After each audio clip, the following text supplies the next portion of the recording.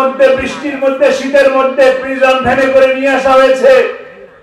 সেই ট্রাইব্যুনালে সত্য মামলার মাধ্যমে, সত্য সাক্ষীর মাধ্যমে, তাদের রেকর্ডের কথার মাধ্যমে ওই ট্রাইব্যুনালে বিচার করে প্রকাশ্যে ফাঁসির ব্যবস্থা করা হবে।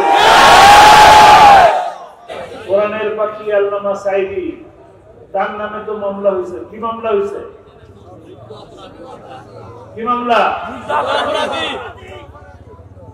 সত্য নাকি মিথ্যা? জোরে বলেন, সত্য না মিথ্যা?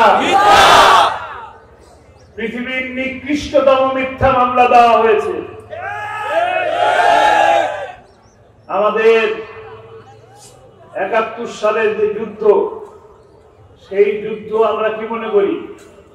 আমরা মনে করি এটা বীরত্ব গাথা, আমাদের জন্য একটা ইতিহাস, এটা আমাদের গর্ব।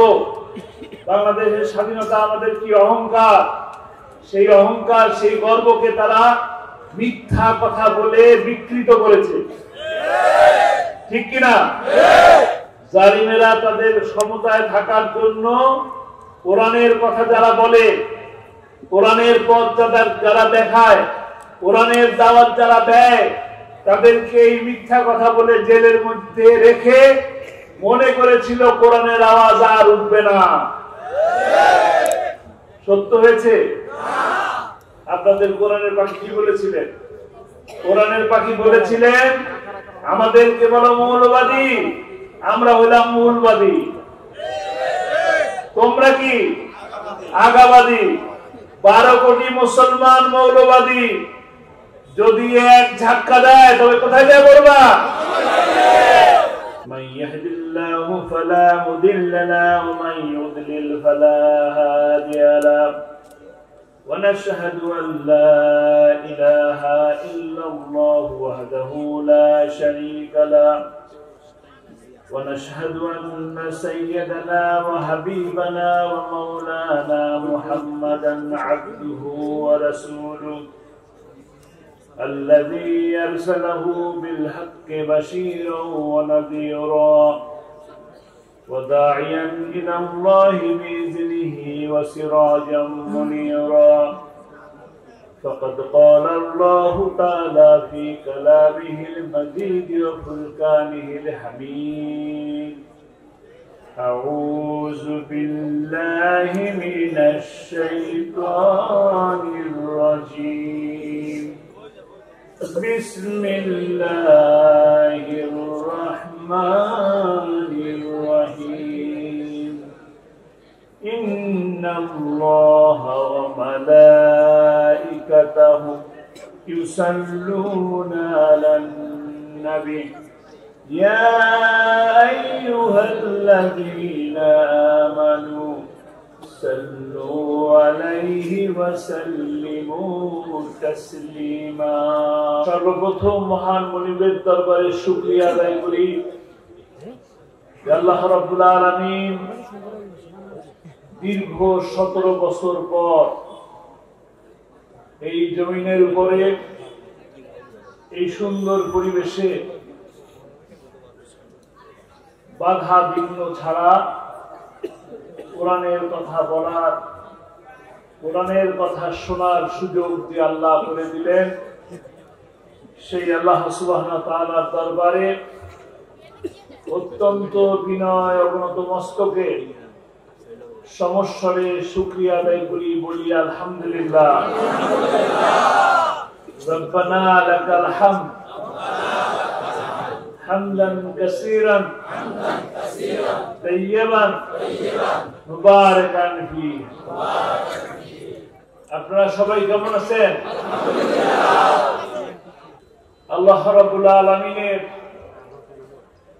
অশেষ দয়া, অসীম মায়া, করুণায় আল্লাহ তাআলা আমাকেও ভালো রেখেছেন। আলহামদুলিল্লাহ, আলহামদুলিল্লাহ।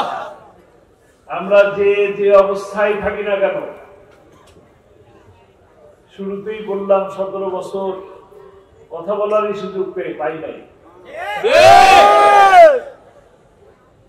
যে অবস্থায় থাকি না কেন, জেলে থাকি, রিমান্ডে থাকি, হামলায় থাকি, মামলায় থাকি, বিপদে থাকি, মুসিবতে থাকি, রোগে থাকি, শোকে থাকি, হাসপাতালে থাকি, যে অবস্থায় থাকি সে অবস্থা থেকে আলহামদুলিল্লাহ, জোরে বললাম না আস্তে বললাম? আরো জোরে বলি আলহামদুলিল্লাহ। আল্লাহ যে আমাদেরকে কত ভালো রেখেছেন, এই শুকরিয়া আদায় করে শেষ করা যাবে না। দেখুন আমরা এখানে যারা আছি, আল্লাহ তাআলা আমাদেরকে কত সুন্দর করে বানিয়েছেন। সুন্দর দুটি চোখ দিয়েছেন এত সুন্দর পৃথিবীকে দেখার জন্য। এই সুন্দর দুটি হাত দিয়েছেন কাজ করে খাওয়ার জন্য। এই দুটি পা দিয়েছেন সুস্থ সামর্থ্য পা, এই শরীরটা দিয়ে শরীরটা সহকারে দাঁড়ায় থাকতে পারতেছে, হাঁটতে পারতেছে, দৌড়াতে পারতেছি নাকি? এক পা নাই এরকম লোক আছে তো? হাত নাই লোক আছে তো? চোখ নাই লোক আছে তো? কথা বলতে পারেন না লোক আছে তো? তাহলে আমাদের এগুলো সব আল্লাহ দিলেন, সেই আল্লাহর শুকরিয়া আদায় করবো না? আলহামদুলিল্লাহ, জোরে সোরে বলি আলহামদুলিল্লাহ। শুকরিয়া আদায় করে শেষ করা যাবে না, সবকিছুতেই শুকরিয়া আদায় করা দরকার। এত সুন্দর পৃথিবী, এই সুন্দর পৃথিবীর এই সুন্দর মাটির উপরে আল্লাহ আমাদেরকে কত খাদ্যের ব্যবস্থা করছে, কত খাবার খায়। জিহ্বা কয়টা? স্বাদ নেন কয় রকম? কয় রকম? অনেক রকম। এক জিহ্বায় দেখেন তিতার স্বাদ নেন, মিষ্টির স্বাদ নেন, টকের স্বাদ নেন, পাইনসার স্বাদ নেন। সুবহানাল্লাহ, সুবহানাল্লাহ। শুকরিয়া আদায় করে শেষ করা যাবে না, যাবে? যাবে না। যে আল্লাহ তাআলা আমাদেরকে এত কিছু দিলেন, সেই আল্লাহর রেজামন্দি হাসিল, তাকে খুশি করার জন্য, তাকে সন্তুষ্ট করার জন্য কি কাজ করি কিনা? কাজ করি? কাজ করা দরকার না? আমরা কি সারা জীবনের জন্য পৃথিবীতে আসছি, নাকি এই পৃথিবী থেকে আমাকে আবার অন্য এক জগতে যেতে হবে? যেতে হবে কিনা? সেখানে কি আমাদের বিচার হবে? কিছু একটা পাবো। কি পাবো? সবাই আমরা জান্নাত চাই, তাই না? সবাই জান্নাত চাই। এই মাটি কার? এই জমিন কার? এই আসমান কার? এই বৃষ্টি কার? এই নদী কার? এই সমুদ্র কার? আইন চলবে কার? এদিকে আসতে হলো। আইন চলবে কার? সৃষ্টি যার, আইন চলবে তার। এই যে একটা প্রত্যেকটা মানুষের হাতে এখন কি আছে? মোবাইল। মোবাইল। এই মোবাইল কি আমরা চালাতে পারতাম? মোবাইলের সাথে একটা কি দিছে?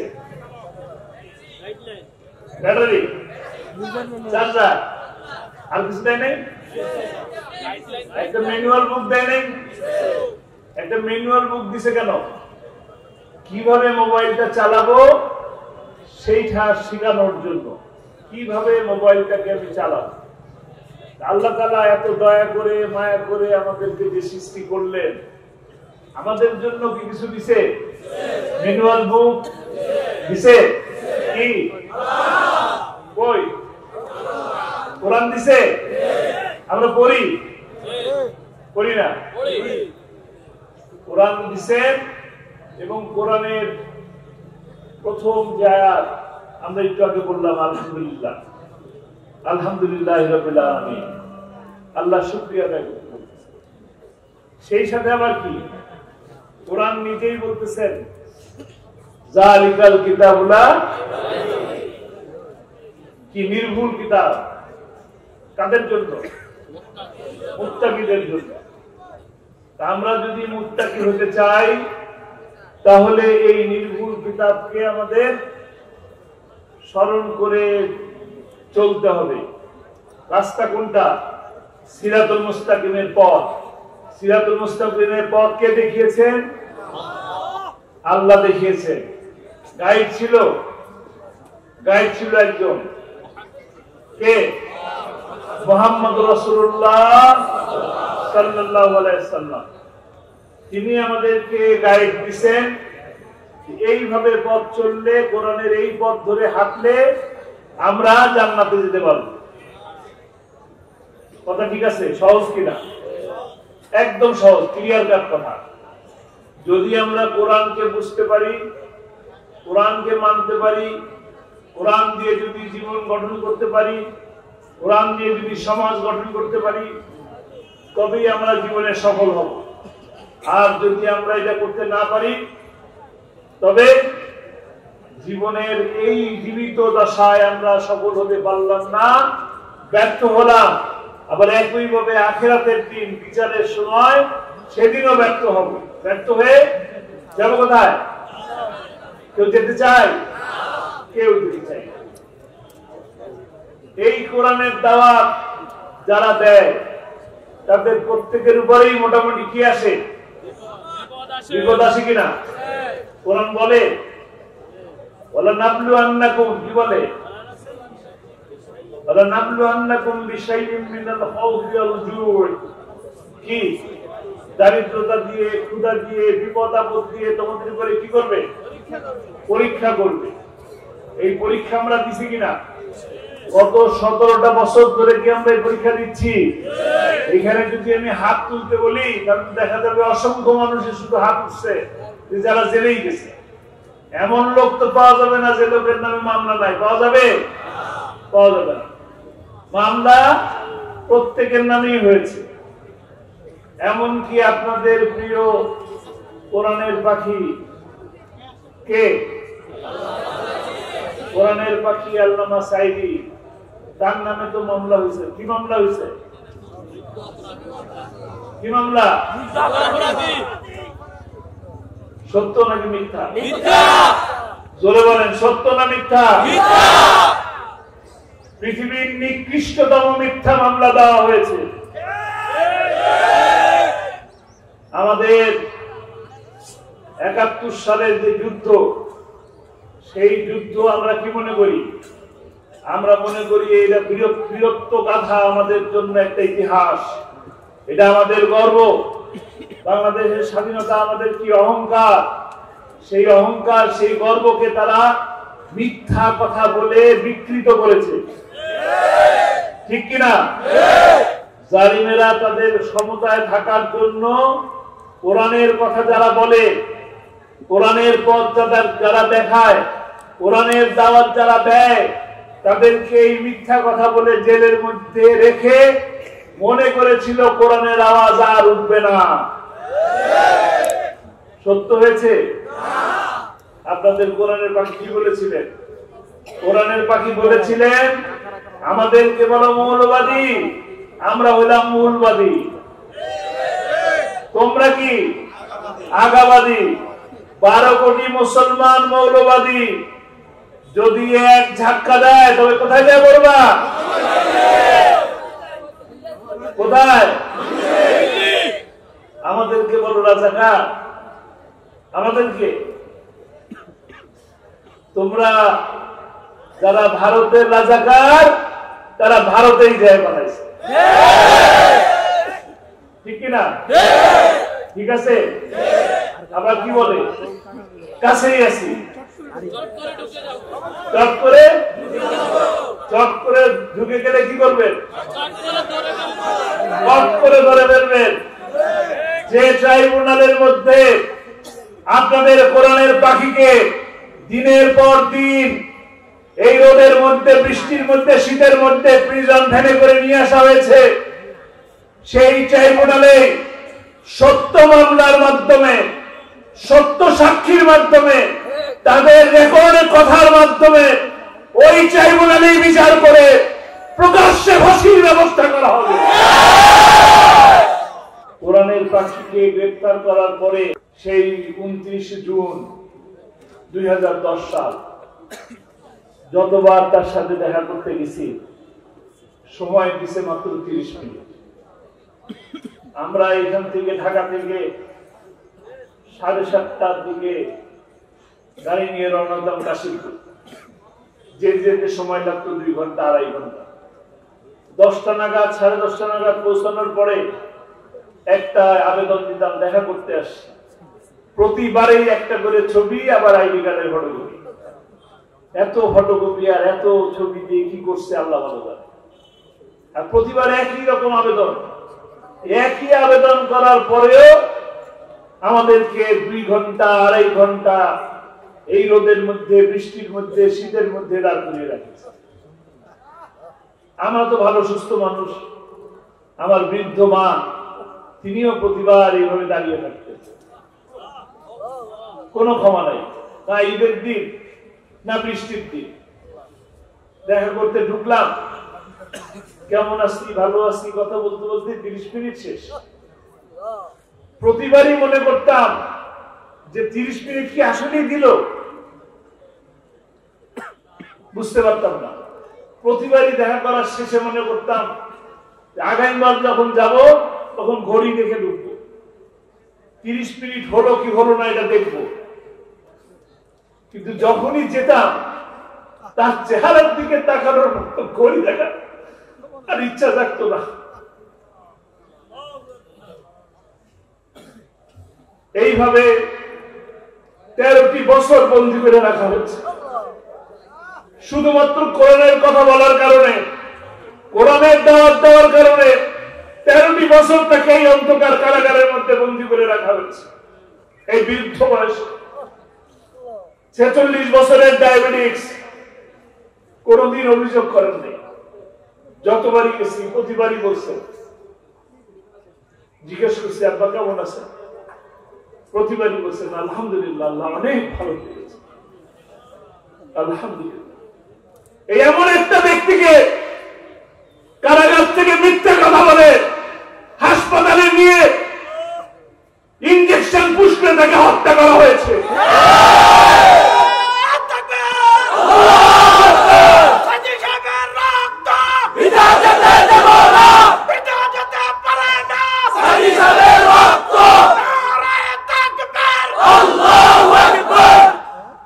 অপরাধ অপরাধ শুধু কোরআনের দাওয়াত দেওয়া, আর কোন অপরাধ ছিল?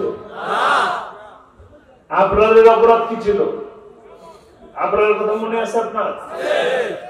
মেধাবী ছাত্র বুয়েটের ফজরের নামাজ পড়তে যায়, ফজরের নামাজ পড়তে যায় বলে তাকে শিবির সন্দেহ করে রুমের দরজা আটকিয়ে হাতুড়ি দিয়ে গিরায় গিরায় পিটিয়ে পিটিয়ে হত্যা করেছে।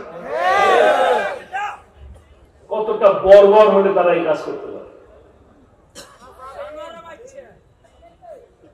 বিশ্বজিতের কথা মনে আছে আপনাদের? একটা হিন্দু ছেলে দিনে দুপুরে 35টা 36টা টেলিভিশনের ক্যামেরার সামনে রাজপথে তাকে কুপিয়ে কুপিয়ে হত্যা করা হয়েছে। সে বারবার বলতেছে ভাই আমি শিবির না, আমি শিবির না। শিবির তো দূরের কথা, আমি তো মুসলমানই না। অপরাধ কি ছিল?